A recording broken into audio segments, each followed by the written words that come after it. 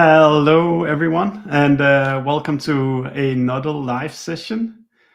With me today, we have a very esteemed guest, a man I've been stalking on social media for a couple of years now. Bill, can you hear me clearly? I can hear you loud and clear. I don't hear you, Bill. Okay, one second. Let's see. Okay now? No Okay. sound right now. Oh, geez. Well, we just lost sound here. Okay. Private chat. Settings. Okay. Black minus 9 audio. Okay. Mix screen. That sounds like it's coming through okay. Now I hear you, Bill. Okay, this is very annoying. I'll just switch this off for now. Just go. I'll go old school here and just run with the computer audio. I'm not hearing you. That's. Okay. Now I hear you. All right. Fantastic. Sorry about that. Yeah, sorry, but I don't know if it was on my end either, Bill, or whatever it was. But yeah, super happy to have you joining here, and for all you guys who are joining live, there was 140 who signed up front, so very happy to see that turn out. For you who are just listening in, just treat it as you're kind of part of the discussion, or you're sitting in the same room as us. We have the option to pull up any kind of chat comments that comes in. So anything Bill says or anything you want to know more from Bill's side, you just type in the chat and I'll be sure to read it out loud. But Bill, maybe for those who don't know you and haven't been following you around social media for a couple of years, could you just kind of do the quick intro to yourself and what you do and have done in the past? Sure, yeah. So first off, thanks for everybody for joining. I know this is very early or very late, depending on which part of the globe you're in. So either way, always appreciate people, taking a little bit of their day out to listen. My background, so I did about 10 years in B2C, did my own startup right out of college. We exited that, worked with a couple of very large media companies, had a couple exits there. And then went over to the B2B side. So came in with Salesforce, was their SVP of marketing. Went over to Zendesk as their CMO, took them through an IPO, and then also with Slack as their CMO/CRO, and then an eventual IPO as well. And now I do advisory/board work, and I'm really passionate about business. I've always been a business nerd. In sixth grade, I was reading Wall Street Journal and Fortune and Forbes and Business Week, and I just love this stuff. So I was excited to chat today. That's super, yeah. And I think when you hear those names, Bill, it's like how did he manage to get into these? You seemed also to get into those companies just at the right time as well, while they were still growing extremely fast. And what do you think that you've maybe that's different direction, but how do you then how did you decide employers while going through your career? So a couple things. I think one of the best pieces of advice I ever got was, don't worry if you're employed or not, worry if you're employable. So always be building up your skills. I think especially within marketing, especially online marketing, there's always new techniques and skill sets, technology that you can leverage, and you really need to invest in that, stay on top of that. And then for myself, I have a really simple thesis. I look for pain. Where there's more pain, there's more opportunity. For Slack, I just thought, I've never met a single person that loved email and was like, oh my God, email works amazing. And it's so good for group collaboration. Lots of pain there. Zendesk, customer service, tons of pain. So I think there's always if you look for where there's basic pain, whether you're starting something up yourself or whether you're looking to join a company, I think that's super helpful. And then, I always tried to apply a little bit more of a modern go-to-market. I think a lot of companies, especially in the B2B space, I don't know what it is. It's very conservative, very let's just use the playbook we've been using for the last 30 years. Let's send out a press release. Let's do events. Let's do top-down selling. And again, nothing wrong with any of those in a channel, but there are just more modern ways to go to market now. And so I think, you kind of have to think about those, because no matter what space we're in, even Slack, there's there's 5 or 10 other companies that are doing it. Yeah. These are always very crowded spaces. By definition, if you have success, a VC is going to see that and fund 4 other companies. So you have to really think about not only just, obsess on the product side, but obsess on the go-to-market side. Yeah, I just think it's a really important point for those marketers out there. Like whenever you shift job, you make quite a big investment because it's your life and the time you have available. And if you pick a bad horse, you can be the best of marketer. But if the product is not really good and not really solving any real pain, as you're saying, then it's really hard to become super successful, because that the macro of the product not really solving a pain is going to be against you all the way through. Yeah, I think it's important too to really think about like, what is your personal philosophy with marketing or go to market, right? There's a lot of different tactics you can use, from like high velocity PLG to top down ABM to very customer centric to very sales centric to very present.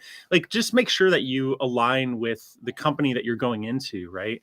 I had a lot of conversations with Slack, the board members, Stuart, just to make sure that, hey, we had they were open-minded as to building a more modern go-to-market engine and what that looked like from a customer-centric standpoint. So, I think all those things matter, right? And the metrics matter. I know we're going to be talking about that, but hey, like, does the board believe in the same metrics you do, right? Like, that's important, right? These things are all really important. Absolutely. And then I before today, I wrote a small request for you to kind of think about a marketing anecdote from each of those like 3 very well-known companies that kind of maybe it was a tactic, something very tangible that kind of represented an inflection point at each of these companies. I don't know, did you give some thoughts to that, Bill? I love a good tactic myself, so I would love to hear, like, what was it at Slack that really worked, or one thing that really worked? Sure, happy to go through that. So I'd say maybe we'll do Salesforce, Zendesk, Slack. So Salesforce was one of the first companies I'd been part of where we had a V2 mom, and that was basically just like, hey, what's our top priorities that we're going to focus on this year? And you would always have a couple of values like, hey, how are we going to, live this, this prioritization? And one of them was always like, hey, customer success. Like, we have to make sure our customers are successful. And I thought that was a different orientation than a lot of companies I had been around, where Mark was always harping on, customer centricity, customers first. And I thought like that really rallied it, right? Like, I started thinking about the brand not as your visual identity or your slogan, but the brand was a sum of all these little touch points that a customer interacted with you. And those are interactions on the sales team, the marketing team, the website, the support team, all these different interactions, right? But that definitely was a big ethos for me. I think when we went to Zendesk, oh yeah, go ahead there.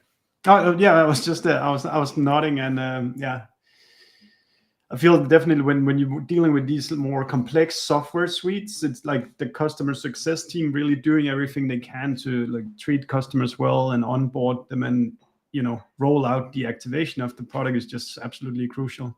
Absolutely. And I would even argue, I think, and that's interesting, because when I say customer success, I really meant like, an individual customer having success with your company, right? And I do think the customer success team is a big part of that, but I would argue like, hey, that's everyone's responsibility. Yeah. Everybody has that. Yeah. I think at Zendesk, one of the, ethos we had there was beautifully simple. And that was something, Mikkel had come from, I think he actually did like implementations for large support teams at these big companies before Zendesk. And he would go in and they literally would have like a 900-page manual on how to use this like old software and have to train these teams. And he was kind of like, it doesn't need to be like that. Couldn't we just make something beautifully simple, right? And that was a beautiful little ethos. And I think today in enterprise software, it's still the software's too complex. The average net promoter score for B2B software companies is something like a -19. Like, that's bad. It's like a -100 to 100 scale. So it just shows you, like, even today, a lot of companies, they don't build beautifully simple software, right? And I think Slack, we really leaned in even more on this idea of, we want to make a pleasant, simple, working experience, right? And I think the pleasant is important too, right? Not just does your software have the functions, but are you actually like smiling when you use it? Are you laughing? Are you having fun? I remember we would spend time crafting kind of unique, funny notes in the release notes. So if you ever read the Slack release notes, like in the mobile, I did. yeah, they're a little fun. There's some Easter eggs in there, right? When you log in, what is that? The message of the day that was just originally like Slack just took too long to load, right? And we didn't want to have a giant hourglass spinning, and we're like, well, let's make a message of the day. Yeah. I think you have lots of opportunities to delight people when they're using the product. And I think marketing is a big part of that, right? Historically, these teams get very siloed. Product is on one side and marketing's on another, and marketing only focuses on leads, metrics, right? Little tie in there. But to the point that you can pull in marketing and go, hey, marketers, like you're really good at like, visuals and making fun and simplifying things. Can you focus on those things too? Then all of a sudden your product is very different and unique. And people are having this great experience now. And what I've noticed as a marketer is even if your metric is leads, if people have like a great experience with your product, they tend to talk about it and they tend to recommend it. And all of a sudden you have this organic word of mouth leads coming in, which any good B2B marketer knows that is your best converting source of leads, right? They always convert the best, a good word of mouth lead coming in. So anyway, those are little tidbits from those three companies and how I tended to think about them. It's super interesting, Bill. And it's funny, like it's these small, you can say moments with products or companies that you remember. I remember Slack also. I think they refunded money when you had users that were not using the product. And it's, that feeling it gave about Slack is that it was like super transparent, super honest. They will give you money back if you're not using the product. Like you can really trust that company. And I did read those release notes. If you like, when you see an app is released, it's always super boring or just like we fixed some mistakes. And the Slack was always super elaborate with small, good stories in there for the user. Yeah. The pricing and packaging was a really interesting one because we definitely spent a lot of time thinking about that on, we did have a freemium plan, which I'm a big fan of, but on our paid plan, we didn't tie the metric to, you paid and you just were stuck with it. It was, hey, if you were starting to use Slack and, you had 10 people on your team using it and 3 people stopped using it, or maybe one person just went on vacation. That was actually like the most common. I think at the time we had like a 10-day window. And so a lot of times people, especially in Europe, go Europe. I love that you can take multi-week vacations. They would get notes. We'd send notes to the admin going, oh, Sherry is no longer using Slack. Here's a refund or credit back. But anyway, the idea there was the success metric though, was if they were logging into the platform every day. And if they didn't, we didn't get paid, right? So that's a very different dynamic. Like now everyone at Slack, all the employees are like, we got to make sure people get value. We got to make sure they're going back and using the platform. Otherwise we don't get paid. And I think that's a really good example of aligning, a business metric within your company to the customer success metric, right? And when both align, you're both incentivized to create great outcomes. Yeah, that's super interesting. And just one more Easter egg before we head into the metrics, which actually I want to talk about. If you search for a Zendesk alternative, I don't know if you were around when they created that fake rock band, Bill. But for I was, yes. People who are in a competitive industry where competitors are biting your ankles, then go search for Zendesk alternatives. And you'd actually find a rock band that has recorded a video and all sorts of crazy stuff. It must have been quite fun to pull off. Yeah, that was, we had an amazing video team at Zendesk, and it allowed us to do a lot of fun things. And one of the ideas is my history, I was talking about when I'm in the B2C side, I spent a lot of time in SEO. So I knew that really well. And a very common search is your name plus alternative, because people are just kind of like, oh, what other companies are in the space? I'm in my research stage. So we were like, what if we made this fictitious band, that was part of, also named Zendesk. And, they talked about how Zendesk stole their name, and it's just like 5 minutes. And it's just funny, right? It's a fun way for people to get introduced to the band. And it's still kind of ranks, which is crazy. It was like 10 years later or something like that. So I still anecdoted, I've maybe told it to 40, 50 people. And it's funny how these small brand moments really can stick with you. Yeah, it was fun. Okay, if we then switch over to the hardcore let's do it stuff. So Bill, you've been running marketing teams at some of the most successful company or software companies, at least. And I guess metrics is a natural big part of that. How do you think about metrics in general for marketers and marketing leaders? Or how what is kind of your like the overarching point of view of metrics before we start heading into the more specific Great stuff? question. Yeah, great question. So I'm an optimist. My dad once told me the story where he's like, hey, if you have your wallet and you drop it on the sidewalk, 90% of the people will give it back with the money. 7% of people give it back, but maybe, take the money out, and 3% of people will just take it. Yeah. But the basic point is like 90% of the people, like the vast, vast, vast majority of people are good and want to do the right thing. And I always kind of thought like it's the same in our work and our careers. Like, hey, most people are just good. They want to do their job well. They want to feed their families. They want to, make money so they can get a house or whatever it is, right? Yeah. And the metrics we choose as a company, both at a company level, at a team level, at an individual level, are huge incentivizers for those people and will really dramatically alter what they focus on a day-to-day level. Yeah. Right. And it's not that, sometimes it's like, oh, like maybe you had a bad experience with a salesperson, right? At one point, I think we all have. We all had a good experience with salespeople. We've all had a bad experience. Well, a lot of times, what was their metric that they literally got their paycheck from, right? Did they just choose something like maybe it was that first sale and that was it? They get 100% credit if they got the sale. They have no other metrics at all. Well, of course, like you're kind of incentivizing a behavior, think traditional car salesman. They don't care if you come back. They know that you want to be back for another 5 or 10 years. So they just would do anything they can to get that one sale there that one time. But that was the metric that drove a lot of that behavior. So I think my overarching philosophy is just, you have to be really, really careful about thinking about the metrics you use. What behavior is that incentivizing? And then maybe B, you even have to think about like, hey, is this a team-based metric? Is this a individual metric? Like what are you incentivizing there? Are you incentivizing silos, or are you incentivizing collaboration across different teams that might normally work together? Yeah. So that's how I try to frame it in my head. And kind of, have you had like one metric for the marketing team where everybody had to support that metric, or have you been going out handing out different metrics to different people, or how have you typically orchestrated that part?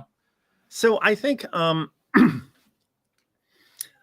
I think you have to look at it, right? Like in an individual level, at a marketing team level, and then even at a company level, right? And so for marketing, if you want to get into it, like there are kind of a couple different broad categories that I look into. And even before I go there, let me take a step back. Like I get that for those listening, watching LinkedIn Live, 95% of B2B companies, like marketing's metric is leads, right? And I actually think that's kind of sad in a way. Like I don't, and I say sad because I think marketing is much more than that. Marketing can have a really impactful cause and effect on just your overall company's growth, your revenue. And when you just take it down to leads, it's a very short area. It's a very narrow area, right? So really the 4 or 5 categories I like to think about are, first starting off with, I call them funnel metrics. One more time. Funnel metrics. Funnel metrics, right? Funnel metrics is this broad set, which is everything that includes like top of funnel. Hey, how many visitors are we getting, every day, every month to the website? How many leads, how many MQLs, how many, SQLs, SALs, pipeline, ARR, for instance. It's just all these kind of financial metrics, right? And you have to think really strategically, like, where do you put that, right? Is that at the beginning of the funnel? Is it at the end of the funnel? A lot of times marketers will go for leads. I would argue, even if you're going to go leads, you should have a marketing qualified lead. There's a lot of weird things marketers do when they just have to get someone to fill out a form and they get their bonus, right? You think when you go to a site where everything is gated, you can almost guarantee like that site like had leads as a metric. And that was it. But, the funnel metrics, I would argue when you go further down the funnel, you become more of a partner with sales versus more of an adversary with sales, right? Because you're both only getting paid or, metric if someone actually comes a true opportunity or someone actually did become pipeline or they actually did sell it there, right? Absolutely, yeah. But I do think the funnel metrics are important. And not only within funnel metrics, classifying out, are these new revenue or is this, add-on upgrade expansion revenue, right? Yeah. Like a lot of marketers will only do leads, but they'll only do leads for net new people coming in. And I would argue, especially in like software SaaS, the field we're both in, historically, half your revenue will come from add-on upgrade expansion, different plans, new products. Yeah. Like marketers can do a huge job there. And when they don't, what ends up happening is sales ends up having to do all that, all through one-on-one knife fights. Marketing is really good at doing, programs at scale, right? So we can really help improve with that capital efficiency, which is really important if you're thinking about it. But those are the funnel metrics. That's the first category that I tend to think about. I think this is kind of what you need kind of when, rougher time comes, you need to be able to show, look, this is the input we're giving to the overall revenue of the new business sales. We touch X amount of leads, and hence, if you fire us or cut our budget with 50%, we will. People will be in trouble. Have you? So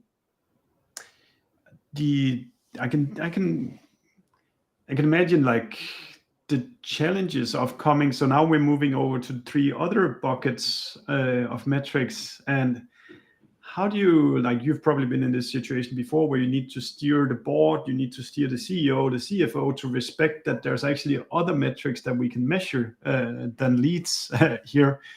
How have you typically approached that conversation, that there's more to life than just the amount of leads that we get through? Yeah, I've found personally for, the marketing folks listening or marketing leaders is that a huge part of your job, I would argue 25, 30, 35% needs to be spent on communication and education of the company on what the heck marketing does, what the heck marketing is, right? What's your role? What's your impact? Like even that example of, hey, I think marketing can make an impact on creating more revenue from our existing customers. Absolutely. A lot of people just don't know, oh, wow, you could do that. Like I've never been a part of a company where marketing helps with that, right? Yeah. Or we'll talk about this later with experience metrics, but hey, marketing can help improve our net promoter score. Oh, that's interesting, right? Like I always thought that was just customer success or the support team that did that. And even probably my next category, brand, which I'll talk about, is, hey, what is brand? A lot of people think oh, brand, it's just this amorphous marketing. You're just going to go waste money. You're going to waste you want $5 million to just, flush it down the toilet. Well, here's the thing, brand, you can measure brand. There's tons of good metrics on brand. There's, aided recall, unaided recall, sentiment, sure voice, sure conversation, and especially I think, brand isn't as muchly paid attention to in the B2B side. I would argue that's a big miss. But for those of you that have worked on the B2C side, it's absolutely tracked, religiously looked at, right? So I do think you need to have these conversations with your stakeholders. That's a big thing, like marketing, like CFO, CEO, head of sales, head of success, head of support, and then all of your board members. Maybe there's 4 or 5 board members. You need to have relationships with them, talk with them, and explain to them, hey, this is why I think marketing, this is what we should be looked at. This is the areas I think we can positively impact. And brand, I always said, well, look, guys, demand gen is short-term leads, brand is long-term leads, right? It's still the same goal. Hey, we want to improve the business, but brand is something that is going to allow us to differentiate. It's going to allow us to, make people smile. They're going to buy more. They're going to recommend more. But, hey, we're going to track it. We're going to track it through one of those, 5 metrics I mentioned. And there's different ways you can track it.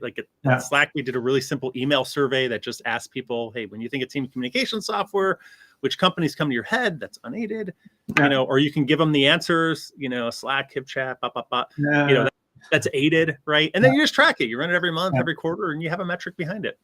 But it's interesting. You say up to 20% of how much did you say you should spend on just coordinating with the rest of the org? Now, why you're 20, 30%. The biggest mistake, because I do a lot of advisory roles now where I work with companies and a lot of times with the CMO or the VP of marketing. And the biggest mistake I'll see is a lot of people come from an IC path, they get promoted up. And when they're in that role, all they do is heads down 100%. Yeah, they do tactics. There's so much to do in marketing, right? Yeah, There's just always things are on fire and we're trying to do this and this and this. And they never ever talk to all these other stakeholders and kind of inform them, hey, here's what we're putting our cycles on. Here's what marketing is. Here's how long things take, right? Like, and like a lot of people are guilty on the other side of going, oh, marketing, just change the website, with the new messaging. That should take a day. And they're like, no, that's not how it works, right? You have to educate people. Here's the timeline, right? And you got to understand too, a lot of people in SaaS or software, a lot of those founders are product founders, right? Or they have a development background, an engineering background. Like marketing is kind of new to them, right? It'd be the same, right? Like if as a marketer, you're CEO tomorrow and all of a sudden you're managing, the dev team and the infrastructure team. And you're like, I have no idea kind of what your metrics are or what you do or your purpose. Like, you kind of rely on them to educate you. So I do think you need to spend those cycles on educating people about the metrics, about what you're doing to be more successful and get that buy-in. Super good. So the first bucket, that's the funnel metrics. That's the hardcore kind of revenue related metrics. The next one you said is experience metrics. Actually, I was going to go with, I'm going to go in order. I'll do brand metrics. That's the second one. So we talked about, aided recall, unaided recall sentiment. The important thing is just start tracking it, right? So the cool thing when you start tracking brand metrics is depending on your methodology, you will get not only your metric, but you'll get all your competitors' metrics.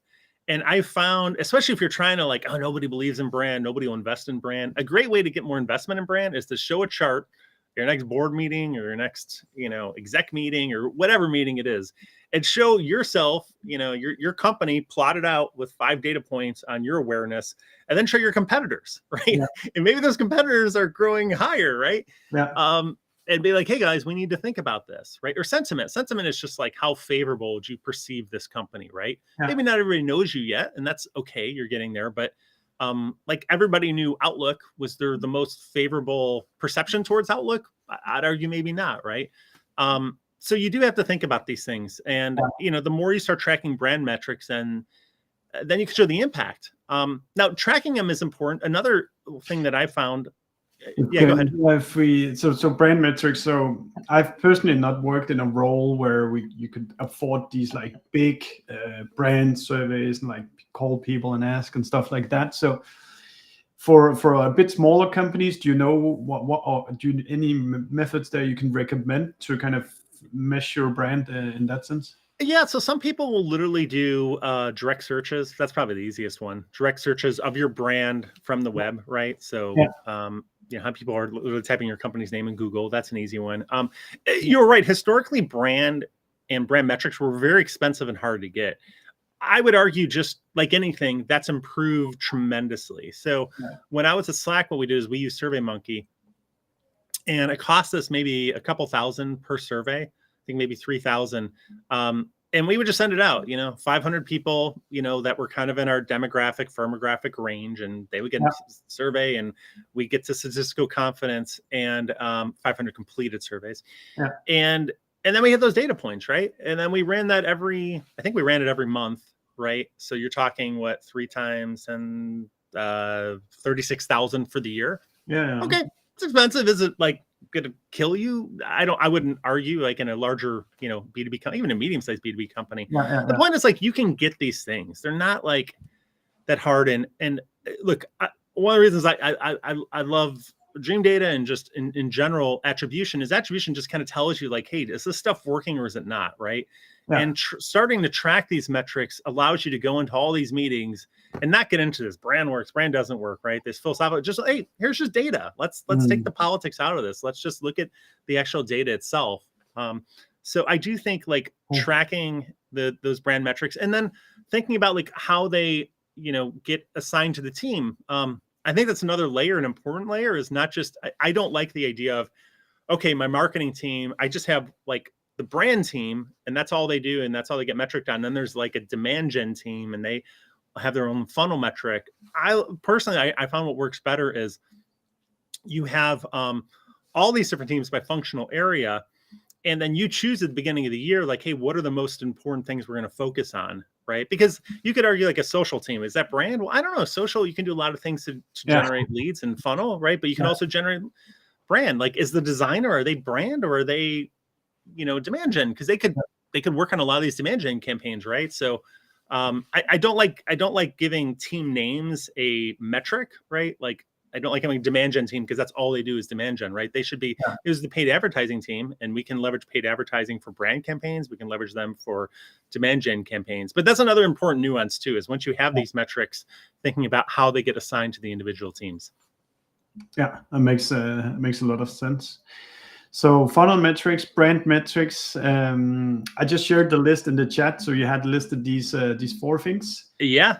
Experience metrics, stakeholder surveys, and data-driven milestones. Yeah. You want to pour through those real quick? Yeah, let's do it. All right. Yeah.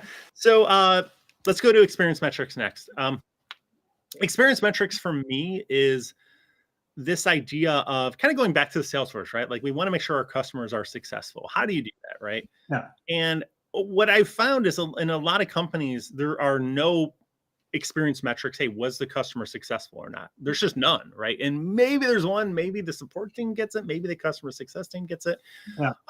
Experience metrics for me are things like Net Promoter Score, CSAT. Yeah. These are things that are Net Promoter Score simply says like, hey, how likely to recommend Slack to a friend or colleague. Yeah. And what you notice is if you're marketing and if you care about how many leads you get, well, again, you want to make sure a lot of people are recommending you, right? So all of a sudden you're like, that's how it really came for me. I'm like, well, I want to drive my funnel metrics, but whoa, like the experience is having a big influence here, because if no one's having a good experience with our company, no one's recommending it, I have to buy all the leads. Like, that's a really expensive way to grow. I want to like think about, hey, can we get more people just having a great experience with us? And so I think just tracking experience metrics, like a Net Promoter Score, maybe at a company level, for marketers, we did a lot of stuff of like, hey, if someone self-identified as a 9 or 10, as an advocate at Zendesk or Slack, we would have automatic rules, right? Like, hey, will you write a review for us on G2 Crowd? Will you speak at our next conference? Will you, introduce us to your procurement person? Yeah. Whatever it is, right? There's a whole playbook around that. I've tried that like firsthand myself, and it works incredibly well. And I think it is an expression that, look, I paid you money, but I'm actually so happy with the money I paid you that I feel like I get more out of the money that I'm giving you. So there's some sort of goodwill saved up within me. And if you come and ask nicely, you can actually direct that goodwill to like a tangible outcome. Totally. Right. So you have those experience metrics. And I would even like things we did at Slack, for instance, like when I was there, I was managing the sales team too. And we put in a CSAT survey. So we said, hey, after someone finished interacting, buying from a salesperson, we would send a survey and we go like, hey, Sally was your account executive. How helpful was she? 1 to 5. How responsive was she? How knowledgeable was she? How courteous was she? Yeah. Whatever lenses you want to think about, like, how do we make sure we're incentivizing a good experience, not just a used car salesperson, did I get the sale type experience, right? And then, you can even go like with metrics drive behavior. Okay, well, maybe these set of experience metrics are also, a part of if this person gets promoted, if they get their bonus, how big their bonus is, right? We measured CSAT extensively on the support side too, not just, hey, did you answer the ticket, or how many tickets did you close in an hour, right? Which is usually like the churn and burn, which we get copy paste macros for everything. But hey, did someone actually rate you really high on like helping them solve it, and they solved it with courtesy and empathy? Again, like these metrics drive the behavior everywhere within the organization. Even marketing, again, like if you're getting measured a little bit on maybe the website, like how fast it loads, right? I would argue that's a good experience metric, right?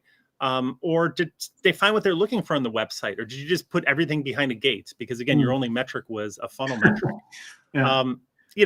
Those experience metrics matter, and I do think finding, even to the very first point, if you believe in that stuff, go to a company that believes in that ask the CEO, what's your Net Promoter Score? If they don't even know what that is, like that's a bad sign, right? Like, thank you very much, I'm going to go on to the next one. Yeah, it's very interesting to hear how you kind of think more holistic about marketing and not just kind of that spend money, generate leads thought, but or it is what you think, but it's much more effective if it's the customers that are doing your marketing for you, or like this holistic approach of happy customers talk to other people, and then we get more customers, we get more leads, and so forth. Yeah, it's a great flywheel. So anyway, so that was the experience metrics. Kind of going to 4 and the last 2 here.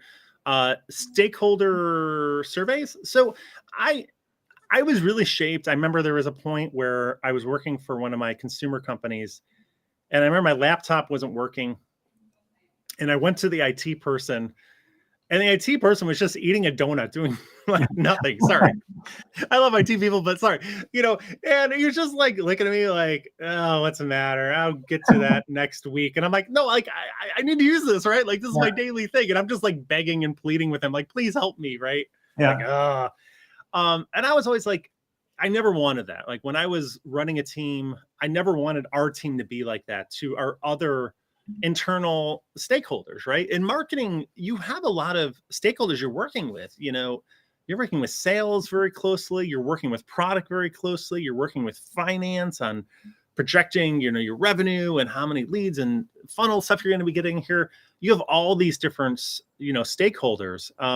And so one of the things that we would do too is we would run a survey. So we would run a survey to all these stakeholders, and we would ask them, hey, how much value did marketing create for you? How responsive was marketing? All these different lenses. Like, so product marketing is a really good example of a sub team that works with a lot of these different teams. Yeah. We would ask them like, hey, maybe the marketing ops person, well, maybe you have internal marketing team members that are relying on you as an ops person, right? So again, run that survey, create more of an internal customer centricity, because then these folks, again, you're not just eating a donut, I'll do it whenever. It's the DMV for those that live in the US. It's something where they're, incentivized to do a good job. Because again, most people want to do a good job. I think it's super interesting that you do this, and that kind of, as a marketer, so sometimes you can feel like the king of the world if something you did was super successful. Like, now we're ranking number 1 on this big term, or we did this conference and we got this many leads. But what if the rest of the organization actually feels you're doing a bad job? Are you just running your own silo projects where like the rest of the organization is not impressed with your work? Well, you need to know so you can have that conversation and try to improve the collaboration. So it's super interesting, Bill. I've never heard anybody talk about that before. Yeah. And I would say too, again, advising a lot of marketing teams and seeing marketing teams and seeing people and marketing teams get laid off, like it's a really dangerous situation when you're in marketing and you're just like, oh, we created this latest bell and whistle and shiny object. We're great, pat ourselves in the back. You want to make sure everyone else also believes what you're doing. And that you're adding value. And those stakeholder surveys are a really good way. Now, does it have to be everything? No, you can weight all these metrics, right? But I think having something there is really important, right? Like if you're in product marketing and you're the person that does sales enablement for the sales team, you're working on customer stories, you're working on whatever. Well, they're the ones that they are the receiver of your product, right? You got to make sure that they think, that they think you're adding value and that you have a really good relationship there. And that's going to help you out. So you don't run into a situation where it's all of a sudden like, whoa, nobody thinks marketing is doing a good job. And, and then that's hard, right? Because, budgets are tight. Well, who gets cut first? Maybe marketing, or maybe their budget gets cut, right? Whereas I think if you have stakeholder surveys and all these teams are like, oh, wow, they're crushing it. They're doing so good. Yeah, give them more. I'll give them my head count, right? Yeah. Because I think they're doing so good there. So it's a powerful metric to incentivize good behavior there.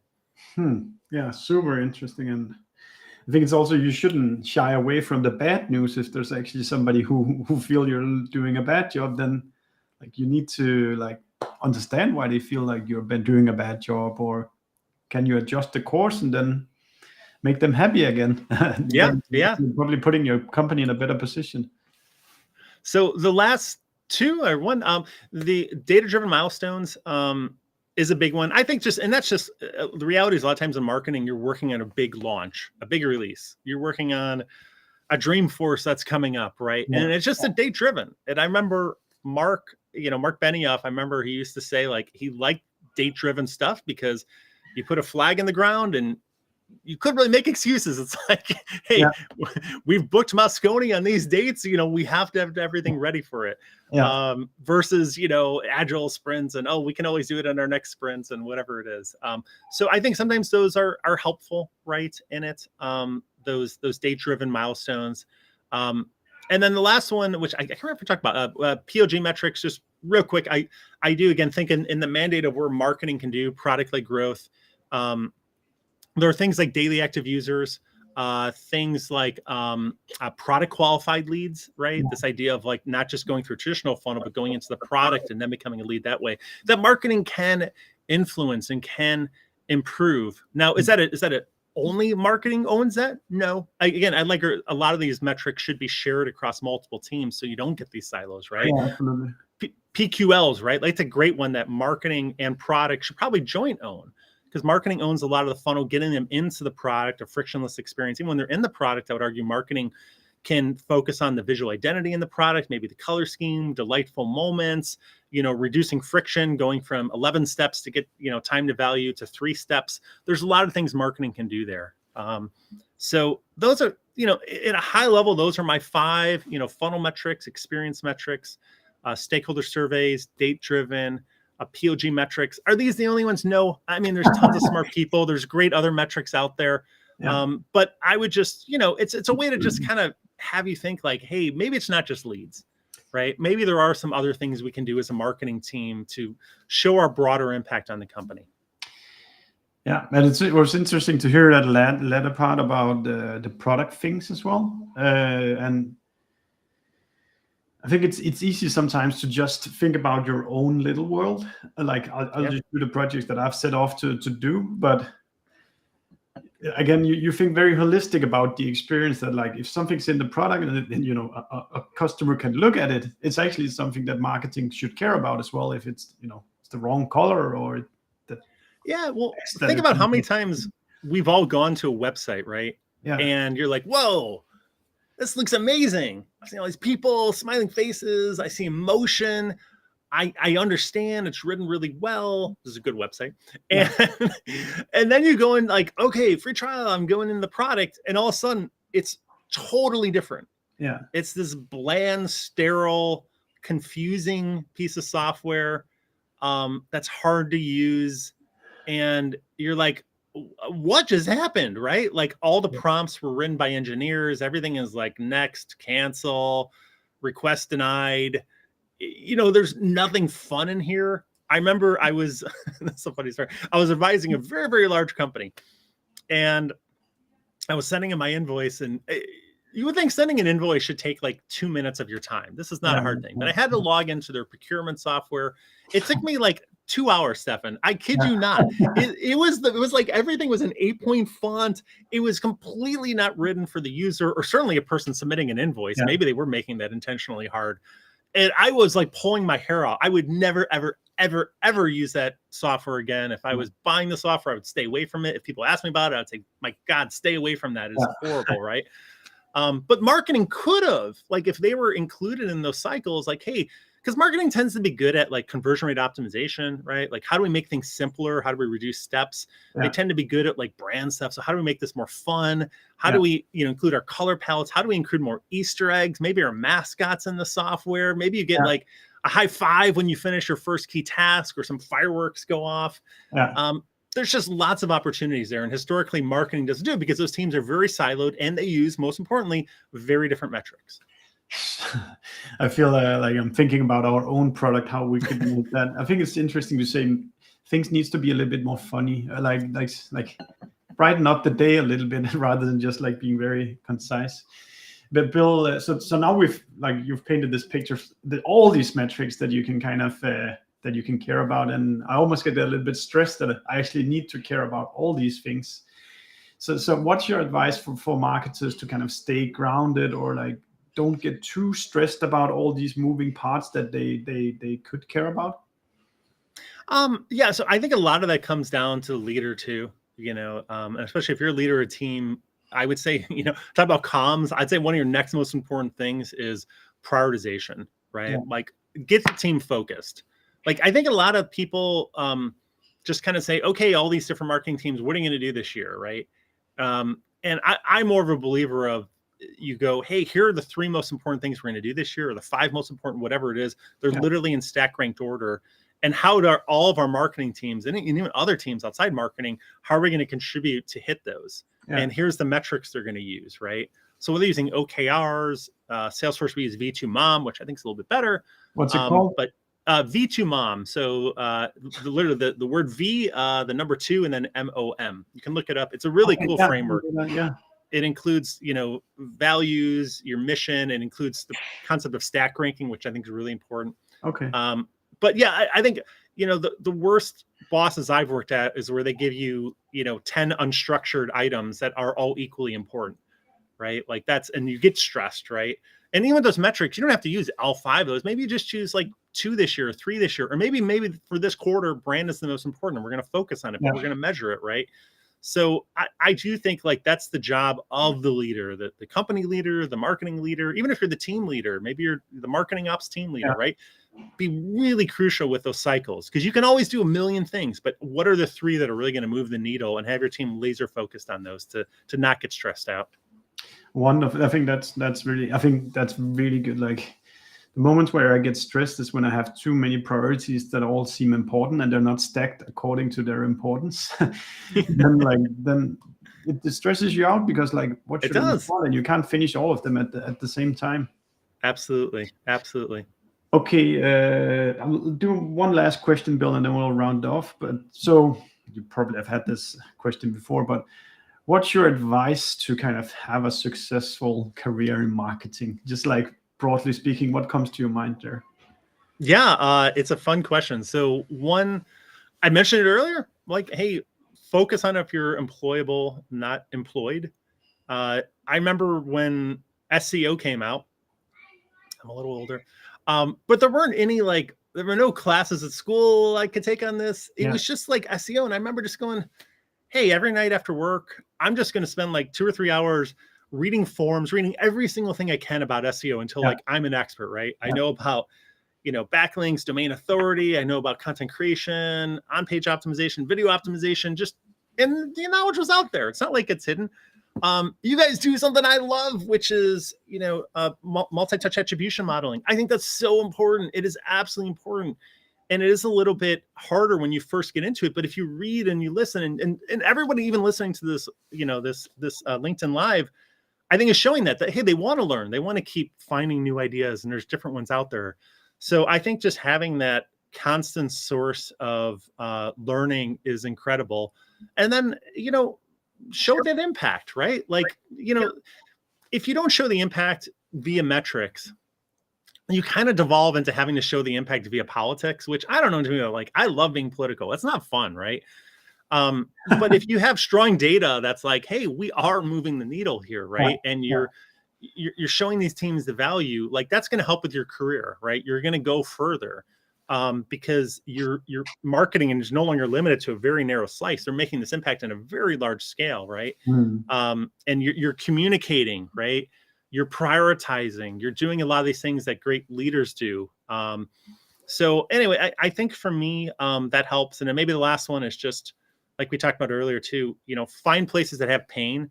If you find a big pain source that a lot of other people have, that company is generally going to be doing pretty good, right? Because it's a big pain source, right? So, there's a lot of different ways VCs look at companies and look at all these different metrics and advanced metrics, and they're probably fine. But a simple one I look is just, hey, this is really painful. Have you experienced it as an actual person? Is it a consumer or is it a background person in business as well? Yeah, totally. So I think all those things will help you out. Really good advice, Bill. And so last component. So if people want to follow you or get in contact with you, maybe want your advice, what is kind of the best route for them to take? Yeah, I just kicked off a new social handle. So it's SAS CMO Pro. You can follow me there on all the major, Twitter, TikTok, all different ones. LinkedIn, obviously you're on LinkedIn, fantastic place. You can follow me here. If you want to connect with me, send me a message. Happy to, see if I can help out. But, it's a lot of fun. And I'm shifting a lot more to talking about this stuff now, just because I think, like, again, it was a lot of pain for me going through my marketing career, having to learn about this stuff and metrics and communications. And I found, like, just talking about it allows me to, connect with other marketers that are going through similar pain points within their careers. Wonderful. Bill, thank you so much for joining. I could ask you 20 more questions, but I'll let you go now. Thank you so much, Bill. We really appreciate it. And to you who are listening as well, watching, thank you for